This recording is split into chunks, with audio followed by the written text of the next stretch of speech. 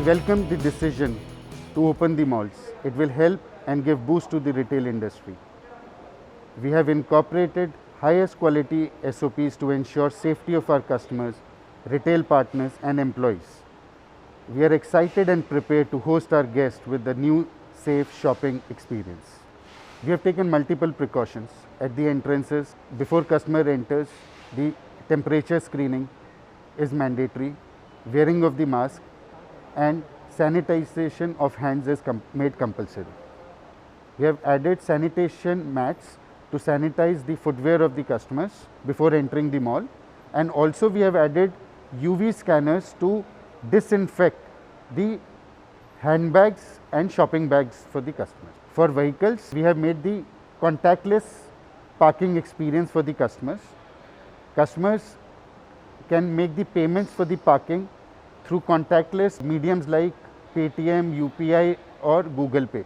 So as per the Shopping Center Association of India, there is a norm which we are following across all the malls in India. So we will also be following the same, where 75 square feet per person is the allowed space per person. So based on that, we will be ensuring that we track people numbers, and if necessary, we will make some people wait if it comes to that.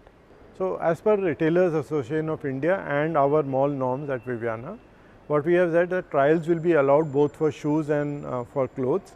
However, if this will be largely for size, and if the merchandise is not bought by the customer, then it will be kept away for one day, and after that it will be steam ironed and then put back into circulation for the next customer, so that there is no hygiene protocol which is breached.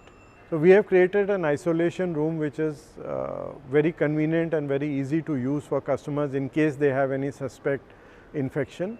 So in the isolation room, it's a room which is absolutely clutter free. You can conveniently sit, you have sanitizer there.